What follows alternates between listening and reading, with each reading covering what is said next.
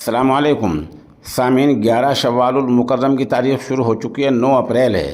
خبر کا عنوان ہے ماہر تعلیم کا انٹرویو۔ ان کا نام ہے قاری عبدالعزیز صاحب کشمیری۔ یہ نورانی قاعدہ، ناظرہ قرآن کریم اور شعبہ حفظ قرآن کریم کی تعلیم کے ماہر ہیں۔ یہ دارالعلوم امدادیہ سری نگر کشمیر کے محتمم ہیں اور انٹرویو لینے والے ہیں مظاہر علوم سہارنپور کے شعبہ تجوید کے استاد جناب قاری مسعود مظاہری فلاحی۔ اب آپ ان کا انٹرویو سنیں۔ بسم اللہ الرحمن الرحیم۔ محترم سامعین کرام، ہم اس وقت آپ تمام حضرات کی ملاقات ایک معزز مہمان ہمارے جو کشمیر سے تعلق رکھتے ہیں، ہم ان کی خدمت میں چند سوالات پیش کریں گے جن کے انشاءاللہ وہ جوابات دیں گے۔ ہمارے بائیں جانب بالکل کنارے پر تشریف فرما ہیں دارالعلوم وقف دیوبند کے موقر ترین استاذ تجوید جناب قاری محمد دانش صاحب۔ اسی طریقے سے ہمارے درمیان میں موجود ہیں قاری عبدالعزیز صاحب جو کشمیر سے تعلق رکھتے ہیں۔ سب سے پہلے آپ اپنا مختصر تعارف پیش فرما دیں، پھر انشاءاللہ اگلا سوال پیش کیا جائے گا۔ بسم اللہ الرحمن الرحیم۔ جیسا کہ نام آپ نے سن لیا، عبدالعزیز صفدر میرا نام ہے اور ایک دینی ادارے میں اس وقت الحمدللہ میں خدمت انجام دے رہا ہوں۔ ادارے کا نام ہے دارالعلوم امدادیہ، نائک باغ، نٹی پورہ، سری نگر، کشمیر۔ ماشاءاللہ، آپ نے تعارف اپنا فرمایا۔ دوسرا میں آپ سے سوال کرتا ہوں، ناظرین کرام، میں آپ کو یہ بھی بتاتا چلوں کہ ہمارے جو معزز مہمان ہیں دینی اور تعلیمی اعتبار سے ان کے ہندوستان ہی نہیں بلکہ کئی ممالک کے سفر ہوئے۔ میں درخواست کرنا چاہ رہا ہوں کہ آپ اپنے ہندوستان بھی اور ہندوستان کے علاوہ بیرون ممالک بھی تعلیمی اعتبار سے آپ کے کہاں سفر ہوئے اور کس مقصد کے تحت ہوئے، آپ نے ان اسفار سے کیا حاصل کیا؟ بسم اللہ الرحمن الرحیم۔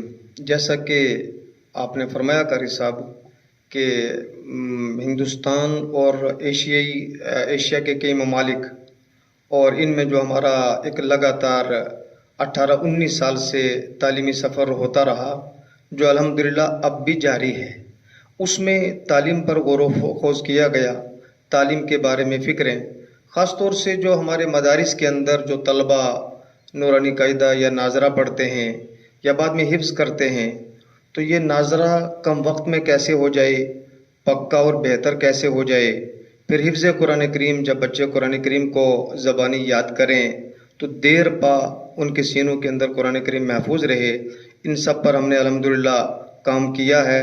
اور یہ بھی خوشی کی بات ہے کہ اس کا آئے دن بہتر سے بہتر رزلٹ اور نتیجہ سامنے آ رہا ہے۔ تو یہی پیغام ہم دوسروں کو بھی سنا رہے ہیں کہ بچے جو ہے کم وقت میں ناظرہ کس طرح پڑھیں اور قرآن کریم جو ہے کم وقت میں کیسے یہ زبانی یاد کریں اور سینوں کے اندر محفوظ رکھیں۔ تو ہمارا ماننا یہ ہے کہ اگر سیکھ کر کے ہمارے اساتذہ کام کریں گے تو بچوں کا وقت بھی کافی بچ جائے گا اور ان کو کافی سہولت ملے گی۔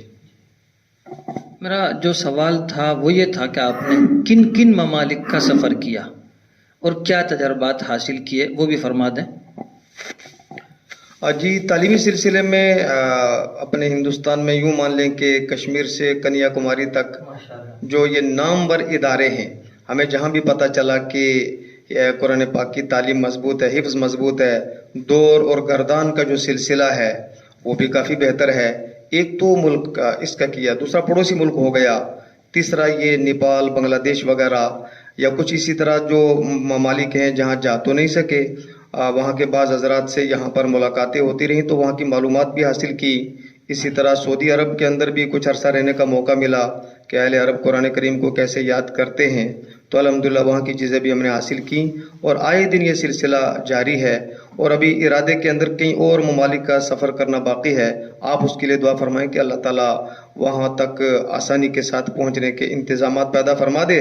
ہم وہاں کے تعلیمی راز اور طریقے انشاءاللہ اکٹھے کر کے جمع کر کے اور ان کو آسان سے آسان تر بنا کر کے امت کی خدمت میں انشاءاللہ پیش کرتے رہیں گے. ماشاءاللہ بڑی عمدہ بات ہے. ہم تمام سامعین سے درخواست بھی کرتے ہیں حضرت قاری صاحب کے لیے دعا بھی فرمائیں.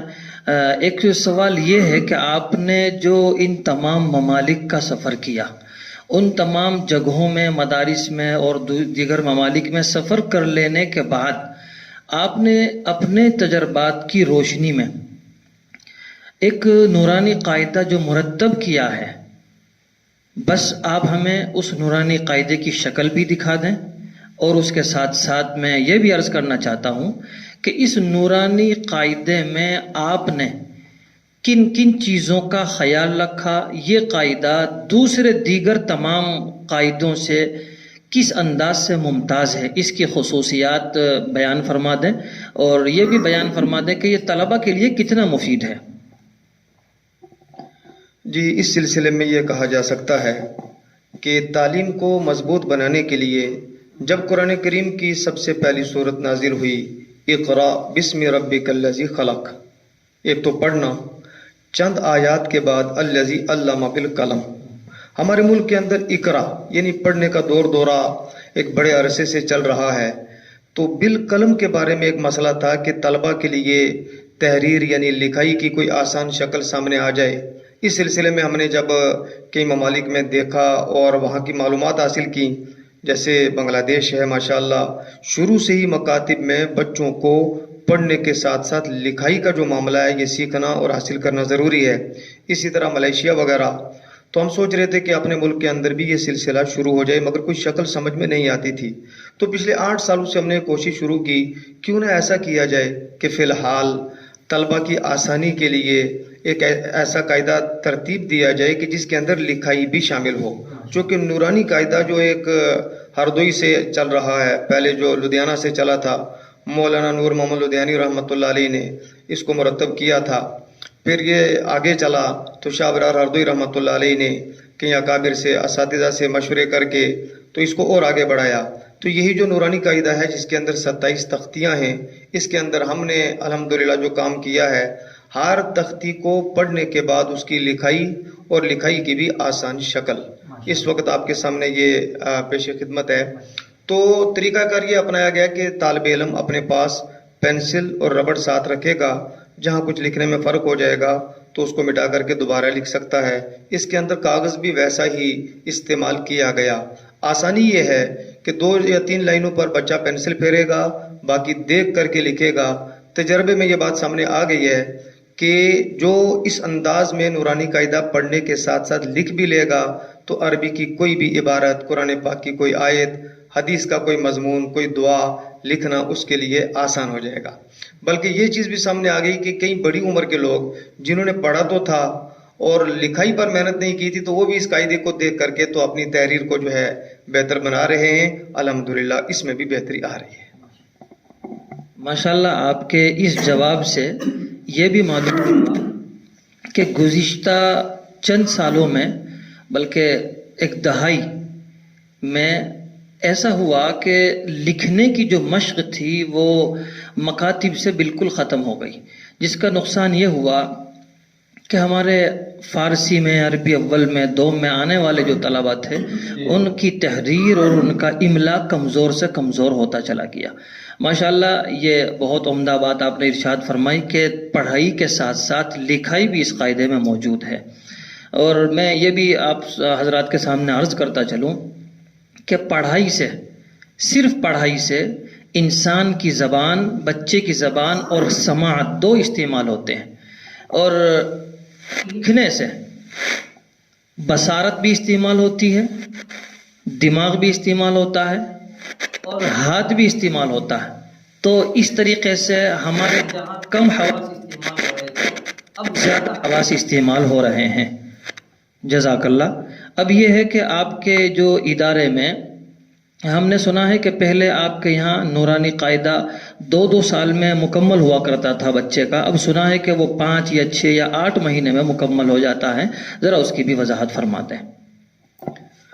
جی محترم قاری صاحب، جیسا آپ نے پوچھا، جب ہم نے یہ علمی سفر شروع کیا تھا، ایک علمی سفر وہ تھا کہ جو بچپن سے لے کر ہم پڑھتے رہے، لیکن یہ جو پڑھانے کا علمی سفر تھا تو ہمیں بڑی دشواریاں پیش آنے لگیں، چونکہ بچوں کو ہم پڑھاتے تھے، یاد نہیں ہوتا تھا، یاد نہیں رہتا تھا۔ جب ایک بچہ ہمارے پاس آتا تھا تو قاعدے سے لے کر ناظرہ پڑھنے تک 2 سال، 2.5 سال، 3 سال لگا کرتے تھے۔ تو پھر ہم نے فن کے ماہرین کو تلاش کیا، ان سے مشاورت شروع کی، اپنے اساتذہ سے ملے، تو پھر ہم نے یہ سیکھا پڑھانے کا فن۔ پھر آگے جو ہے اب بھی سیکھ رہے ہیں، پھر اپنے اساتذہ کو سکھانا شروع کیا۔ الحمدللہ، اللہ کا شکر ہے کہ آج ہمارے ادارے کے اندر اگر ایک شعور والا طالب علم جو 7 سے 8 سال کی عمر کا ہم داخل کرتے ہیں وہ آ جاتا ہے تو 6 سے 8 مہینے میں بالکل آسانی کے ساتھ نورانی قاعدہ اور 30 پارے ناظرہ بالتجوید الحمدللہ مکمل کر لیتا ہے۔ اگر زیادہ کوئی آگے چلا گیا تو سال کے اندر، سال سے اوپر تو جانے کا سوال ہی ختم ہو گیا، بلکہ جب ہماری نگرانی رہتی ہے، چوکسی رہتی ہے، اساتذہ کی ایک تعداد پوری ہوتی ہے تو یہ عرصہ اور کم لگتا ہے، یعنی 5 سے 6 مہینے الحمدللہ عملی طور پہ ایسا ہو رہا ہے۔ آپ اس کے لیے دعا بھی فرمائیں اور کبھی آپ کو موقع دیں گے۔ جی تحریر کے معاملے میں ہم جو ہے انگریزی کی مشق بھی کراتے ہیں، اردو کی مشق بھی کراتے ہیں، اور جب سے ہمارا قاعدہ عربی کا آیا ہے اس سے بچوں کو کافی سہولت ملی ہے۔ 2 3 صفحے بچے لکھتے ہیں تو الحمدللہ آٹومیٹک ان کی تحریر جو ہے بنتی جا رہی ہے، بلکہ مکتب میں پڑھنے والے بچے اور اسکول میں پڑھنے والے بچے وہ بھی اس سے فائدہ اٹھانے لگے۔ ایک بات یہ ہے کہ مدارس کے عربی دراجات کے وہ طلبہ کوئی جن کی تحریر کمزور تھی تو بعض جگہوں میں دیکھا گیا کہ انہوں نے اس قاعدے کو سامنے رکھ کر کے اپنی تحریر کو بہتر بنانا جب شروع کیا تو ماشاءاللہ تحریر میں ان کی بھی کافی بہتری آ گئی ہے۔ بس آخری سوال یہ ہے کہ یہ قاعدہ کہاں ہندوستان میں کن کن جگہوں سے دستیاب ہے؟ جی یہ قاعدے کا میں ایڈریس جو آپ کو بتا دوں کہ ادارۃ الصدیق ڈابیل گجرات نے اس قاعدے کو چھاپا ہے، تو ڈابیل گجرات سے بھی یہ قاعدہ آپ کو مل سکتا ہے، اور دیوبند کے اندر کتب خانہ نعیمیہ، اسی طرح جو ہے سری نگر ہمارے ادارے دارالعلوم امدادیہ سری نگر میں بھی مل سکتا ہے، اور ضلع پونچھ میں مدرسہ ابو ہریرہ وہاں پر بھی جو ہے یہ قاعدہ مل سکتا ہے، اور اس کے نمبرات یہاں پر دیے گئے ہیں۔ اور دیوبند کے اندر ہمارے جو بائیں طرف بیٹھے ہیں محترم قاری محمد دانش صاحب، ان سے بھی اگر آپ رابطہ کریں گے تو ان کے پاس بھی انشاءاللہ یہ قاعدہ مل جائے گا۔ بہت بہت شکریہ، آپ نے قیمتی وقت عنایت فرمایا اور ہمارے تمام ناظرین کے لیے، سامعین کے لیے ایک قیمتی تحفہ آپ نے پیش فرمایا۔ فجزاکم اللہ تعالی احسن الجزا۔ السلام علیکم ورحمۃ اللہ وبرکاتہ۔ وعلیکم السلام ورحمۃ اللہ وبرکاتہ۔ جزاک اللہ۔